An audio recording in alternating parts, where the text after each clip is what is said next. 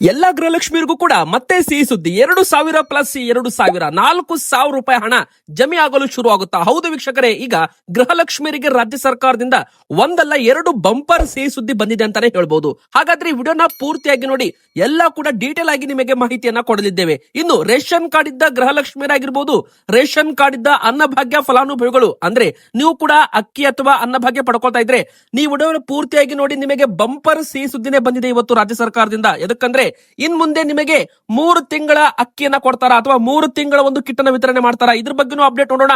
ಇನ್ನು ಮುಖ್ಯಮಂತ್ರಿ ಸಿದ್ದರಾಮಯ್ಯನವರೇ ಒಂದು ಕ್ಲಾರಿಫಿಕೇಶನ್ ಕೊಟ್ಟಿದ್ದಾರೆ. ಎಲ್ಲ SSLC ವಿದ್ಯಾರ್ಥಿಗಳಿಗೆ ಇನ್ ಮುಂದೆ ಹಿಂದಿ ಭಾಷೆಯನ್ನ ಕಡ್ಡಾಯ ಮಾಡಲ್ಲ ಅಂತಾನು ಕೂಡ ಹೇಳಲಾಗ್ತಾ ಇದೆ. ಅಂದ್ರೆ ಹಿಂದಿ ಭಾಷೆ ಆಟಕ್ಕಿದ್ರೂ ಕೂಡ ಲೆಕ್ಕಕ್ಕೆ ಹಿಡಿಯಲ್ಲ, ಫಲಿತಾಂಶದಲ್ಲಿ ಹಿಂದಿ ಪರೀಕ್ಷೆ ಲೆಕ್ಕಕ್ಕಿಲ್ಲ ಅಂತ ಹೇಳಲಾಗ್ತಾ ಇದೆ. 525 ಅಂಕಕ್ಕೆ ಮಾತ್ರ ಪರೀಕ್ಷೆ ಫಲಿತಾಂಶವನ್ನ ಪರಿಗಣನೆ ಮಾಡಲಾಗುತ್ತಂತೆ ವೀಕ್ಷಕರೇ. ಇದ್ರ ಬಗ್ಗೆನೂ ಕೂಡ ಅಪ್ಡೇಟ್ ನೋಡೋಣ. ಇನ್ನು ಕರ್ನಾಟಕದಲ್ಲಿ ಮತ್ತೆ ಯೆಲ್ಲೋ ಅಲರ್ಟ್. ಹೌದು, 14 ಜಿಲ್ಲೆಗಳಲ್ಲಿ ರಣಭೀಕರ ಮಳೆ ಸುರಿಯಲಿದೆ. ನಿಮ್ಮ ಊರಲ್ಲೂ ಕೂಡ ಮಳೆ ಬರುತ್ತಾ? ಹಾಗಾದ್ರೆ ನಾಳೆ ಬೆಳಿಗ್ಗೆಯಿಂದಲೇ ಮಳೆ ಶುರು ಆಗ್ತಾ ಇದೆ ವೀಕ್ಷಕರೇ. ಹಾಗಾದ್ರೆ ಎಲ್ಲಾ ಒಂದು ಜಿಲ್ಲೆಗಳಲ್ಲೂ ಮಳೆ ಆಗುತ್ತಾ? ಯಾವ ಜಿಲ್ಲೆಗಳಿಗೆ ಅಲರ್ಟ್ ಕೊಡಲಾಗಿದೆ? ಬಿರುಗಾಳಿ ಸಮೇತ ಮಳೆ ಆಗುತ್ತೆ ಅಂತ ಹೇಳಲಾಗಿದೆ. ಎಲ್ಲಾ ಜಿಲ್ಲೆಗಳ ಹೆಸರು ಕೂಡ ನೋಡೋಣ. ಇನ್ನು ವೀಕ್ಷಕರೇ, ಬಂಗಾರ ಮತ್ತು ಬೆಳ್ಳಿ ಬೆಲೆ ಕೂಡ ಮತ್ತೆ ಇಳಿಕೆ ಆಗ್ತಾ ಇದೆ. ಮತ್ತೊಂದು ಹೊಸ ಚಾನ್ಸ್ ಅಂತಾನೆ ಹೇಳ್ಬಹುದು. ಆಭರಣ, ಚಿನ್ನಾಭರಣ ಪ್ರಿಯರಿಗೆ ಒಂದು ದೊಡ್ಡ ಸಿಹಿ ಸುದ್ದಿಗಾಗಲೇ ಆಭರಣ ಖರೀದಿ ಮಾಡಲು ಜನರು ಅಂಗಡಿಗಳಿಗೆ ಮುಗಿ ಬೀಳ್ತಾ ಇದ್ದಾರೆ. ಇದ್ರ ಬಗ್ಗೆನೂ ಕೂಡ ಅಪ್ಡೇಟ್ ನೋಡೋಣ. ಇವತ್ತಿನ ಕರ್ನಾಟಕದಲ್ಲಿ ಬಂಗಾರ ಬೆಳ್ಳಿ ತಾಜಾ ಬೆಲೆ ಎಷ್ಟಾಗಿದೆ ಅದು ಕೂಡ ನೋಡೋಣ ವೀಕ್ಷಕರೇ. ಪ್ರತಿಯೊಂದನ್ನು ಕೂಡ ಡೀಟೇಲ್ ಆಗಿ ಮಾಹಿತಿ ನೋಡ್ತಾ ಹೋಗೋಣ. ದೊಡ್ಡ ಬ್ರೇಕಿಂಗ್ ನ್ಯೂಸ್, ಅಪ್ಡೇಟ್ ನ್ಯೂಸ್ ಪ್ರತಿಯೊಂದನ್ನು ನೋಡೋಣ. ಇನ್ನು ನೀವು ವಿಡಿಯೋಗೆ ಲೈಕ್ ಮಾಡಿಲ್ಲ ಅಂದ್ರೆ ಬೇಗನೆ ವಿಡಿಯೋಗೆ ಒಂದು ಲೈಕ್ ಮಾಡಿ ವೀಕ್ಷಕರೇ. ನಿಮ್ಮ ಒಂದು ಲೈಕ್ ಇಂದ ನಮಗೆ ಒಳ್ಳೆ ಪ್ರೋತ್ಸಾಹ ಸಿಗಲಿದೆ. ಹಾಗೂ ಪ್ರತಿಯೊಬ್ರು ಕೂಡ ಕಮೆಂಟ್ ಬಾಕ್ಸ್ ಅಲ್ಲಿ ನಿಮ್ಮ ಊರಿನ ಹೆಸರನ್ನ ಕಮೆಂಟ್ ಮಾಡಬಹುದು ವೀಕ್ಷಕರೇ. ನಿಮ್ಮ ಊರಿನ ಹೆಸರನ್ನ ಕಮೆಂಟ್ ಮಾಡಿದ್ರೆ ನೀವು ಎಲ್ಲಿಂದ ನೋಡ್ತಾ ಇದ್ದೀರಾ ಅಂತ ನಮಗೆ ಗೊತ್ತಾಗುತ್ತೆ. ಸೊ ಪ್ರತಿಯೊಬ್ರು ಕೂಡ ನಿಮ್ಮ ಊರಿನ ಹೆಸರನ್ನ ಕಮೆಂಟ್ ಮಾಡಿ ವೀಕ್ಷಕರೇ. ಬನ್ನಿ ಈಗ ವಿಡಿಯೋನ ಶುರು ಮಾಡೋಣ.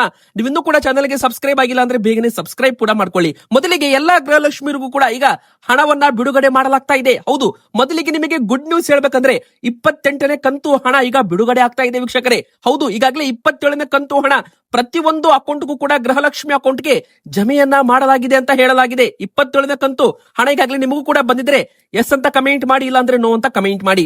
ಇನ್ನು 28ನೇ ಕಂತು ಈಗ ಹಣ ಬಿಡುಗಡೆ ಆದ್ರೆ ಅಕೌಂಟ್ಗೆ ಯಾವಾಗ ಜಮೆ ಆಗುತ್ತೆ ಅಂತ ನೀವು ಪ್ರಶ್ನೆ ಕಮೆಂಟ್ ಅಲ್ಲಿ ಕೇಳ್ತಾ ಇರ್ತೀರಾ. ಆ ಒಂದು ಪ್ರಶ್ನೆಗೆ ಉತ್ತರ ಹೇಳ್ಬೇಕಂದ್ರೆ 14 ದಿನ ಸಮಯ ಬೇಕಾಗುತ್ತೆ ವೀಕ್ಷಕರೇ. ಮೊದಲಿಗೆ ಇಲ್ಲಿ ತಾಲೂಕ್ ಪಂಚಾಯತ್ ಮತ್ತು ಜಿಲ್ಲಾ ಪಂಚಾಯತ್ ಮೂಲಕ ಹಣ ಬರಬೇಕು. ಇದಕ್ಕೋಸ್ಕರ ಇಲ್ಲಿ 12ರಿಂದ 14 ದಿನ ಸಮಯ ಬೇಕಾಗುತ್ತೆ ಅಂತ ಮೊದಲೇ ಸಚಿವ ಲಕ್ಷ್ಮೀ ಹೆಬ್ಬಾಳ್ಕರ್ ಮೇಡಮ್ ಅವರು ಸ್ಪಷ್ಟವಾಗಿ ಹೇಳಿಕೆಯನ್ನ ಕೊಟ್ಟಿದ್ದಾರೆ. ಹೀಗಾಗಿ ಹಣ ಬಿಡುಗಡೆ ಆದ ತಕ್ಷಣ ಮರುದಿನವೇ ನಿಮ್ಮ ಅಕೌಂಟ್ಗೆ ಬರೋದಿಲ್ಲ ವೀಕ್ಷಕರೇ. ಇಲ್ಲಿ 10-12 ದಿನ ವೇಟಿಂಗ್ ಪೀರಿಯಡ್ ಇರುತ್ತೆ. ಇನ್ನು ನಿಮ್ಮ ಅಕೌಂಟ್ಗೆ ಈಗಾಗಲೇ 27ನೇ ಕಂತು ಹಣ ಬಂದಿದ್ರೆ ಈಗ ನಿಮ್ಮ ಅಕೌಂಟ್ಗೆ 28ನೇ ಕಂತು ಕೂಡ ಏಪ್ರಿಲ್ ಮೊದಲ ವಾರ ಅಥವಾ 2ನೇ ವಾರದಲ್ಲಿ ಜಮೆ ಆಗಲಿದೆ ಅಂತಾನೆ ಹೇಳ್ಬೋದು. ಇಲ್ಲಿವರೆಗೂ ಸರ್ಕಾರ 27 ಕಂತು ಹಣ ಹಾಕಿದೆ ಅಂದ್ರೆ ಲೆಕ್ಕ ಮಾಡಿ ಒಟ್ಟು 54,000 ರೂಪಾಯಿ ಇಲ್ಲಿವರೆಗೂ ಹಾಕಿದ್ದಾರೆ ಅಂತಾನೂ ಕೂಡ ಇಲ್ಲಿ ಹೇಳಲಾಗ್ತಾ ಇದೆ. ಇನ್ನೊಂದು ಕಡೆಗೆ 65,000 ಕೋಟಿ ರೂಪಾಯಿಗಳನ್ನ ಗೃಹಲಕ್ಷ್ಮಿ ಯೋಜನೆಗೆ ಬಳಕೆ ಮಾಡಲಾಗ್ತಾ ಇದೆ. ಈ ವರ್ಷವೂ ಕೂಡ 28,608 ಕೋಟಿ ರೂಪಾಯಿ ಹಣವನ್ನ ಗೃಹಲಕ್ಷ್ಮಿ ಯೋಜನೆಗಂತ ಮೀಸಲಿಡಲಾಗಿದೆ ವೀಕ್ಷಕರೇ. ಈಗ 28ನೇ ಕಂತು ಹಣ ಕೂಡ ಬಿಡುಗಡೆ ಆಗ್ತಾ ಇದೆ. ಹೌದು, ಈಗಾಗಲೇ 2 ದಿನದಲ್ಲಿ ಬಾಕಿ ಪಾವತಿ ಬಿಡುಗಡೆ ಆಗುತ್ತೆ ಅಂತ ಹೇಳಲಾಗಿದೆ ವೀಕ್ಷಕರೇ. ಇನ್ನು ಗೃಹಲಕ್ಷ್ಮಿಯರಿಗೆ ಮತ್ತೊಂದು ಸಿಹಿ ಸುದ್ದಿ ಏನಪ್ಪಾ ಅಂದ್ರೆ, ನೀವು ಕೂಡ ಗೃಹಲಕ್ಷ್ಮಿ ಬ್ಯಾಂಕ್ ನಲ್ಲಿ ಸದಸ್ಯರಾದ್ರೆ ಇನ್ ಮುಂದೆ ನಿಮಗೆ 2,000 ರೂಪಾಯಿ ಬರಲ್ಲ, 1,800 ರೂಪಾಯಿ ಬರುತ್ತೆ. ಹಾಗಾದ್ರೆ 200 ರೂಪಾಯಿ ಹಣ ಎಲ್ಲಿ ಹೋಗುತ್ತೆ ಅಂತ ನೀವು ಕೇಳೋದಾದ್ರೆ, ನಿಮ್ಮ ಗೃಹಲಕ್ಷ್ಮಿ ಸದಸ್ಯರಾದ ಬ್ಯಾಂಕ್ ಅಲ್ಲಿ ನಿಮ್ಮ ಹೆಸರಿನಲ್ಲಿ ರಾಜ್ಯ ಸರ್ಕಾರದಿಂದ ಡೆಪಾಸಿಟ್ ಮಾಡಲಾಗುತ್ತೆ. ಅಂದ್ರೆ ನಿಮ್ಮ ಅಕೌಂಟ್ಗೆ 1,800 ರೂಪಾಯಿ ಬರುತ್ತೆ. 200 ರೂಪಾಯಿ ಬ್ಯಾಲೆನ್ಸ್ ಅಮೌಂಟ್ ಅನ್ನ ನಿಮ್ಮ ಹೆಸರಿನಲ್ಲಿ ಒಂದು ಗೃಹಲಕ್ಷ್ಮಿ ಬ್ಯಾಂಕ್ ಅಕೌಂಟ್ ಓಪನ್ ಆಗಿರುತ್ತಲ್ಲ ಅದರಲ್ಲಿ ಜಮೆ ಆಗುತ್ತೆ. ಆ ತರ 6 ತಿಂಗಳಾಗುತ್ತೆ. ಅಂದ್ರೆ 1,200 ರೂಪಾಯಿ ಹಣ ಡೆಪಾಸಿಟ್ ಆದ್ಮೇಲೆ ನಿಮಗೆ ಇಲ್ಲಿ ಒಂದು 7ನೇ ತಿಂಗಳ 30,000 ರೂಪಾಯಿ ಹಿಡಿದು 3 ಲಕ್ಷ ರೂಪಾಯಿವರೆಗೂ ಸಾಲ ಸೌಲಭ್ಯ ಮಾಡಿಕೊಡಲಾಗುತ್ತೆ. ಇನ್ನು ಗೃಹಲಕ್ಷ್ಮಿ ಸದಸ್ಯರಾಗಬೇಕಂದ್ರೆ 1,250 ರೂಪಾಯಿ ಹಣವನ್ನು ಕೂಡ ಠೇವಣಿ ಇಡಬೇಕು ಮೊದಲು. ನಂತರ ಪ್ರತಿ ತಿಂಗಳು 200 ರೂಪಾಯಿ, ಹಾಗೆ 6 ತಿಂಗಳು ಸರಾಸರಿ ಬ್ಯಾಲೆನ್ಸ್ ಅನ್ನ ಮೇಂಟೈನ್ ಮಾಡಬೇಕು. ಇಂಥವರಿಗೆ 7ನೇ ತಿಂಗಳಿನಿಂದ ಹಣ ಸಿಗುತ್ತೆ. ಆದ್ರೆ ಆ ಒಂದು ಹಣ ನೀವು ಯಾವಾಗ ಬೇಕಾದ್ರೂ ಕೂಡ ವಿಡ್ರಾವಲ್ ಮಾಡ್ಕೋಬಹುದು ಅಂತ ಹೇಳಲಾಗಿದೆ ವೀಕ್ಷಕರೇ. ಇನ್ನು ಗೃಹಲಕ್ಷ್ಮಿಯರಿಗೋಸ್ಕರನೇ ಡಿಜಿಟಲ್ ಮಾರ್ಕೆಟಿಂಗ್ ಆಪ್ ಕೂಡ ಬಿಡುಗಡೆ ಮಾಡಲಾಗಿದೆ ವೀಕ್ಷಕರೇ. ಒಮ್ಮೆ ಚೆಕ್ ಮಾಡಬಹುದು. ಇನ್ನು ಕೊನೆಯದಾಗಿ ಹೇಳ್ಬೇಕಂದ್ರೆ, ರೇಷನ್ ಕಾರ್ಡ್ ಇದ್ದ ಗೃಹಲಕ್ಷ್ಮಿಯರು ನಿಮ್ಮ ಒಂದು ರೇಷನ್ ಕಾರ್ಡ್ ಆಕ್ಟಿವ್ ಆಗಿರಬೇಕು. ಒಂದು ವೇಳೆ ಮೊನ್ನೆ ಸರ್ಕಾರ 7-8 ಲಕ್ಷ BPL ಕಾರ್ಡುಗಳನ್ನ APL ಕಾರ್ಡ್ ಆಗಿ ವರ್ಗಾವಣೆ ಮಾಡಿದೆ. ಆದ್ರೂ ಕೂಡ APL ಕಾರ್ಡ್ ಇದ್ರು ಗೃಹಲಕ್ಷ್ಮಿ ಹಣ ಬರುತ್ತೆ, BPL ಕಾರ್ಡ್ ಇದ್ರು ಕೂಡ ಗೃಹಲಕ್ಷ್ಮಿ ಹಣ ಬರುತ್ತೆ ವೀಕ್ಷಕರೇ. ಒಂದು ವೇಳೆ ನಿಮ್ಮ BPL ಕಾರ್ಡು ಈ 2 ಕಾರಣದಿಂದಾಗಿ ರದ್ದಾಗಿದ್ರೆ ಮಾತ್ರ ನಿಮಗೆ ಹಣ ಬರಲ್ಲ. ಆ 2 ಕಾರಣಗಳು ಯಾವುದಂದ್ರೆ GST ರಿಟರ್ನ್ಸ್ ಮತ್ತು ಇನ್ಕಮ್ ಟ್ಯಾಕ್ಸ್ ತೆರಿಗೆ. ಹೌದು ವೀಕ್ಷಕರೇ, ಆದಾಯ ತೆರಿಗೆ ಪಾವತಿದಾರರು ಮತ್ತು GST ತೆರಿಗೆ ಪಾವತಿದಾರರು ಮಾತ್ರ ಗೃಹಲಕ್ಷ್ಮಿ ಯೋಜನೆಗೆ ಅರ್ಜಿ ಹಾಕುವಂತಿಲ್ಲ ಅಂತ ನಿಯಮ ಇದೆ. ಮೊನ್ನೆ ರೇಷನ್ ಕಾರ್ಡ್ ರದ್ದು ಮಾಡುವಾಗ ತುಂಬಾ ಜನ BPL ಕಾರ್ಡ್ ಇದ್ದವರು ಕೂಡ ಸರ್ಕಾರಕ್ಕೆ ಮರಳಿ ಟ್ಯಾಕ್ಸ್ ಕಟ್ಟೋರು ಕೂಡ ಇದ್ದಾರೆ. ಅಂತವರ BPL ಕಾರ್ಡ್ಗಳನ್ನ APL ಕಾರ್ಡ್ ಆಗಿ ವರ್ಗಾವಣೆ ಆಗಿದೆ. ಆದ್ರೆ ಇದಕ್ಕೆ ಲಿಂಕ್ ಇದ್ದ ಗೃಹಲಕ್ಷ್ಮಿ ಯೋಜನೆ ಹಣವು ಕೂಡ ಬಂದ್ ಮಾಡುವಂತೆ ಸೂಚನೆ ಕೊಡಲಾಗಿದೆ ವೀಕ್ಷಕರೇ. ಈಗ ಎರಡನೇದಾಗಿ ಒಂದು ರೇಷನ್ ಕಾರ್ಡ್ ಇದ್ದವರಿಗೆ ಒಂದು ಇಂಪಾರ್ಟೆಂಟ್ ಅಪ್ಡೇಟ್ ಕೂಡ ಬಂದಿದೆ. ಅಂದ್ರೆ ಅನ್ನಭಾಗ್ಯ ಫಲಾನುಭವಿಗಳಿಗೆ ಇದು ಒಂದು ಬಂಪರ್ ಸಿಹಿ ಸುದ್ದಿ ಅಂತಾನೆ ಹೇಳ್ಬಹುದು. ಮೊದಲಿಗೆ ಹೇಳ್ಬೇಕಂದ್ರೆ ಈಗ ನಿಮ್ಮ ಹತ್ರ APL ಕಾರ್ಡ್ ಇದ್ರೆ ನೀವು BPL ಕಾರ್ಡ್ ಪಡೆದುಕೊಳ್ಬಹುದು ವೀಕ್ಷಕರೇ. ಹೌದು, ರಾಜ್ಯ ಸರ್ಕಾರದಿಂದ BPL ಕಾರ್ಡ್ ಮಾನದಂಡಗಳನ್ನ ಚೇಂಜ್ ಮಾಡಲಾಗ್ತಾ ಇದೆ. ಮೊನ್ನೆ 7-8 ಲಕ್ಷ BPL ಕಾರ್ಡ್ಗಳು ರದ್ದಾಗಿದ್ದು ಸರ್ಕಾರದ ವಿರುದ್ಧ ಬಡ ಜನರು ಆಕ್ರೋಶ ವ್ಯಕ್ತಪಡಿಸಿದ್ದಾರೆ. ಇದರ ಬೆನ್ನಲ್ಲೇ ರಾಜ್ಯ ಸರ್ಕಾರದಿಂದ ಈಗಾಗಲೇ ಈ ಒಂದು BPL ಕಾರ್ಡ್ ಮಾನದಂಡಗಳನ್ನ ಪರಿಷ್ಕರಣೆ ಮಾಡೋದಾಗಿ ಒಂದು ತೀರ್ಮಾನ ಮಾಡಲಾಗಿದೆ. 3 ಲಕ್ಷ ರೂಪಾಯಿಗೆ ಏರಿಕೆ ಮಾಡಲು ತೀರ್ಮಾನ ಮಾಡಲಾಗ್ತಾ ಇದೆ ವೀಕ್ಷಕರೇ. 500, 600, 700 ರೂಪಾಯಿ ದುಡಿಯುವವರು ತಮ್ಮ BPL ಕಾರ್ಡ್ ಅನ್ನ ಕಳೆದುಕೊಂಡಿದ್ದಾರೆ. ಈಗಿರುವ ಮಾನದಂಡಗಳನ್ನ ಬದಲಾವಣೆ ಮಾಡಬೇಕು. 1,20,000 ರೂಪಾಯಿ ಮೇಲೆ ಆದಾಯ ಇದ್ರೆ ಅದು BPL ಕಾರ್ಡ್ ಅಲ್ಲ, APL ಕಾರ್ಡ್ ಅಂತ ಹೇಳಲಾಗ್ತಾ ಇತ್ತು. ಆದ್ರೆ ಅದನ್ನ ಈಗ 3 ಲಕ್ಷ ರೂಪಾಯಿಗೆ ಏರಿಕೆ ಮಾಡಲಿದ್ದಾರೆ. ಅಂದ್ರೆ ನಿಮ್ಮ ಆದಾಯ 3 ಲಕ್ಷ ರೂಪಾಯಿ ಇದ್ರೂ ಕೂಡ ನೀವು BPL ಕಾರ್ಡ್ ವ್ಯಾಪ್ತಿಗೆ ಬರಬಹುದು ಅಂತ ಹೇಳಲಾಗ್ತಾ ಇದೆ. ಇದನ್ನ ಚೇಂಜ್ ಮಾಡೋದಾಗಿ ಸರ್ಕಾರ ನಿರ್ಧಾರ ಮಾಡಲಿದೆ ಅಂತ ಇದು ಒಂದು ಅಧಿಕೃತ ಅಪ್ಡೇಟ್ ಕೂಡ ಬಂದಿದೆ. ಆಹಾರ ಸಚಿವರು KH ಮುನಿಯಪ್ಪ ಅವರು ಹೇಳಿರೋ ಪ್ರಕಾರ ಇದು ಒಂದು ಐತಿಹಾಸಿಕ ನಿರ್ಧಾರ, ಬಂಪರ್ ಸಿಹಿ ಸುದ್ದಿ ಅಂತಾನೆ ಹೇಳ್ಬಹುದು. ಲಕ್ಷಾಂತರ ಕಾರ್ಡುಗಳು BPL ಇಂದ APL ಆಗಿದ್ದು ಮತ್ತೆ ವಾಪಸ್ APL ವ್ಯಾಪ್ತಿಗೆ ಬರಬಹುದು ಅಂತ ಹೇಳಲಾಗ್ತಾ ಇದೆ. ಇನ್ನು ವೀಕ್ಷಕರೇ, ಅನ್ನಭಾಗ್ಯ ಇಂದಿರಾ ಕಿಟ್ ಕೂಡ ವಿತರಣೆ ಮಾಡಲಾಗ್ತಾ ಇದೆ. ಹೌದು, ಇದೇ ಏಪ್ರಿಲ್ ತಿಂಗಳಿನಿಂದಲೇ ಎಲ್ಲಾ ಅನ್ನಭಾಗ್ಯ ಫಲಾನುಭವಿಗಳಿಗೆ ಅಡುಗೆ ಎಣ್ಣೆ, ಉಪ್ಪು, ಸಕ್ಕರೆ, ತೊಗರಿ ಬೇಳೆ ಕೂಡ ವಿತರಣೆ ಮಾಡಲಾಗುತ್ತೆ ಅಂತ ಹೇಳಲಾಗ್ತಾ ಇದೆ. ಇದು ಒಂದು ಭರ್ಜರಿ ಸಿಹಿ ಸುದ್ದಿ ಅಂತ ಹೇಳ್ಬಹುದು. ಏಪ್ರಿಲ್ ತಿಂಗಳಿನಿಂದಲೇ ನಿಮಗೆ ಅಕ್ಕಿ ಬದಲಾಗಿ ರಾಜ್ಯ ಸರ್ಕಾರದಿಂದ ಇಂದಿರಾ ಕಿಟ್ಟು, ಇನ್ನು ಕೇಂದ್ರ ಸರ್ಕಾರದಿಂದ 3 ತಿಂಗಳ ಪಡಿತರ ಒಟ್ಟಿಗೆ ವಿತರಣೆ ಮಾಡುವಂತೆ ಸೂಚನೆ ಕೊಡಲಿದ್ದಾರಂತೆ. ಈಗ ಸಾಲು ಸಾಲು ಹಬ್ಬಗಳು ಬರ್ತಾ ಇದ್ದಾವೆ. ಇನ್ನು ಬಿಸಿಲಿನ ಪ್ರಮಾಣ ಕೂಡ ಜಾಸ್ತಿ ಆಗ್ತಾ ಇದೆ.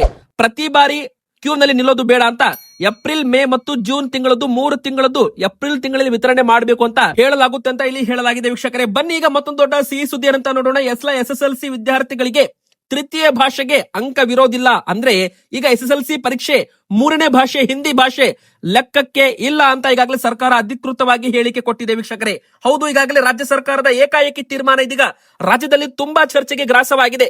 ಹಿಂದಿ ಹೇರಿಕೆಯನ್ನ ನಿಯಂತ್ರಿಸುವ ಉದ್ದೇಶದಿಂದ SSLCಯಲ್ಲಿ ತೃತೀಯ ಭಾಷೆಯನ್ನ ಅಂಕವನ್ನ ಪರಿಗಣಿಸುವ ಬದಲು ಗ್ರೇಡಿಂಗ್ ರೂಪದಲ್ಲಿ ಫಲಿತಾಂಶ ಕೊಡಲಾಗುತ್ತೆ. ಹಾಗಾದ್ರೆ ಈ ಬಾರಿ 625ರಿಂದ 525ಕ್ಕೆ ಅಂಕಗಳನ್ನ ಇಳಿಸಲಾಗುತ್ತೆ ಅಂತಾನು ಕೂಡ ಶುಕ್ರವಾರ ಶಿಕ್ಷಣ ಇಲಾಖೆ ಘೋಷಣೆ ಕೂಡ ಮಾಡಿದೆ ವೀಕ್ಷಕರೇ. ಇನ್ನು ವಿರೋಧ ಪಕ್ಷದವರು ಕೂಡ ಇದಕ್ಕೆ ಒಂದು ಭಾರಿ ಆಕ್ರೋಶ ವ್ಯಕ್ತಪಡಿಸಿದ್ದಾರೆ. SSLC ಪರೀಕ್ಷೆ ನಡೆಯುತ್ತಿರುವ ಸಮಯದಲ್ಲಿ ಏಕಾಏಕಿ ಹಿಂದಿ ಭಾಷೆ ಕೈಬಿಟ್ಟಿರೋದು ಆಘಾತಕಾರಿ ಬೆಳವಣಿಗೆ. ಸರ್ಕಾರದ ತೀರ್ಮಾನದಿಂದ ವಿದ್ಯಾರ್ಥಿಗಳಲ್ಲಿ ಭಾರಿ ಗೊಂದಲ ಮೂಡಬಹುದು ಅಂತ ವಿಜೇಂದ್ರ ಅವರು ಈ ಒಂದು ಹೇಳಿಕೆಯನ್ನ ಕೊಟ್ಟಿದ್ದಾರೆ. ಇದರ ಬಗ್ಗೆ ಈಗಾಗಲೇ ಅಧಿಕೃತವಾಗಿ ಮುಖ್ಯಮಂತ್ರಿ ಸಿದ್ದರಾಮಯ್ಯನವರು ಕೂಡ ಒಂದು ಹೇಳಿಕೆ ಕೊಟ್ಟಿದ್ದಾರೆ.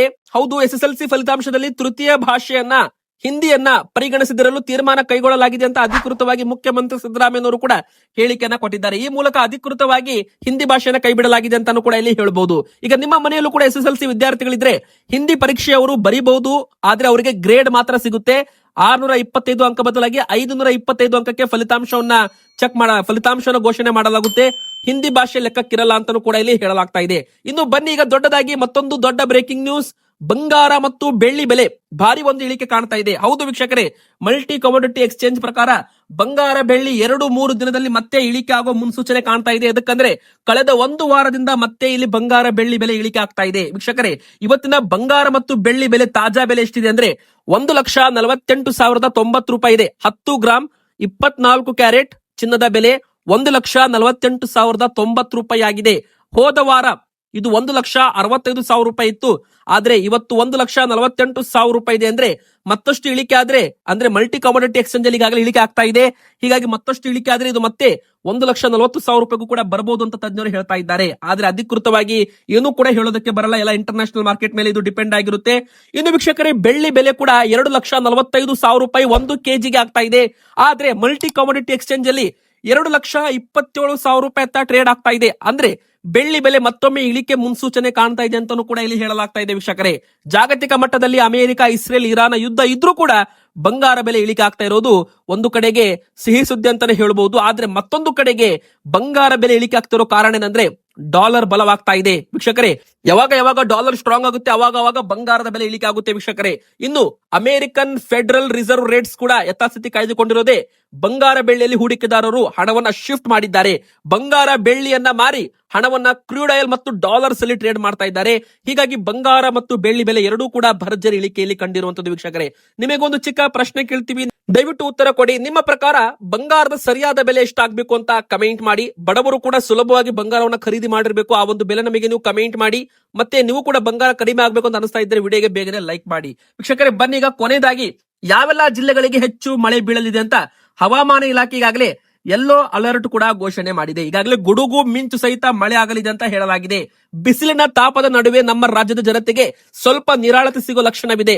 ದಕ್ಷಿಣ ಒಳನಾಡು ಮತ್ತು ಕರಾವಳಿ ಭಾಗದಲ್ಲಿ ಪೂರ್ವ ಮಳೆ ಚುರುಕುಗೊಂಡಿದೆ ಅಂತ ಹೇಳಲಾಗ್ತಾ ಇದೆ. ವೀಕ್ಷಕರೇ, ಇನ್ನು ದಕ್ಷಿಣ ಕನ್ನಡ, ಉಡುಪಿ, ಮೈಸೂರು, ಬೆಂಗಳೂರು, ಕೊಡಗು, ಹಾಸನ, ಚಿಕ್ಕಮಗಳೂರು, ಮಂಡ್ಯ ಈ ಭಾಗದಲ್ಲೂ ಕೂಡ 14ರಿಂದ 15 ಜಿಲ್ಲೆಗಳಲ್ಲಿ ಭಾರಿ ಒಂದು ಮಳೆ ಆಗಲಿದೆ. ಅಂದ್ರೆ ಗುಡುಗು ಮಿಂಚು ಸಹಿತ ಮಳೆ ಆಗಲಿದೆ. 30ರಿಂದ 50 ಕಿಲೋಮೀಟರ್ ವೇಗದಲ್ಲಿ ಬಿರುಗಾಳಿ ಬೀಸೋ ನಿರೀಕ್ಷೆ ಇರೋದ್ರಿಂದ ಮುನ್ನೆಚ್ಚರಿಕಾ ಕ್ರಮವಾಗಿ ಜಿಲ್ಲೆಗಳಿಗೆ ಯೆಲ್ಲೋ ಅಲರ್ಟ್ ಅನ್ನ ನೀಡಲಾಗಿದೆ. ಹಾಗಾದ್ರೆ ಈ ಜಿಲ್ಲೆಗಳಲ್ಲಿ ನೀವು ಕೂಡ ಇದ್ರೆ ಮುಂದಿನ 4-5 ದಿನ ಎಚ್ಚರವಾಗಿರಿ ಅಂತಾನೂ ಕೂಡ ಇಲ್ಲಿ ಹೇಳಲಾಗ್ತಾ ಇದೆ. ಗುಡುಗು ಮಿಂಚು ಸಹಿತ ಭಾರಿ ಮಳೆ ಆಗಲಿದೆ. ಅಷ್ಟು ಮಾತ್ರವಲ್ಲದೆ ಹುಬ್ಬಳ್ಳಿ, ಧಾರವಾಡ, ಗದಗ, ಬೆಳಗಾವಿ, ಬಾಗಲಕೋಟೆ, ಕೊಪ್ಪಳ ಈ ಭಾಗದಲ್ಲೂ ಕೂಡ ಸಂಜೆ ಹೊತ್ತಿನಲ್ಲಿ ಮಳೆ ಬೀಸೋ ಸಾಧ್ಯತೆ ಇದೆ ಅಂತ ಹೇಳಲಾಗ್ತಾ ಇದೆ. ಒಂದು ಕಡೆಗೆ ಸಂಜೆ ಅಥವಾ ರಾತ್ರಿ ವೇಳೆ ಬಿರುಗಾಳಿ ಸಹಿತ ಸಾಧಾರಣ ಮಳೆ ಆಗೋ ಮುನ್ಸೂಚನೆ ಕೂಡ ಹವಾಮಾನ ಇಲಾಖೆ ಕೊಟ್ಟಿದೆ. ನಿಮ್ಮ ಊರಲ್ಲೂ ಕೂಡ ಮಳೆ ಬರ್ತಾ ಇದ್ರೆ ನಿಮ್ಮ ಊರಿನ ಹೆಸರನ್ನ ಬೇಗನೆ ಕಮೆಂಟ್ ಮಾಡಿ. ಹಾಗೆ ವಿಡಿಯೋಗೆ ಲೈಕ್ ಮಾಡಿ, ನಮ್ಮ ಚಾನಲ್ಗೆ ಸಬ್ಸ್ಕ್ರೈಬ್ ಆಗಿ.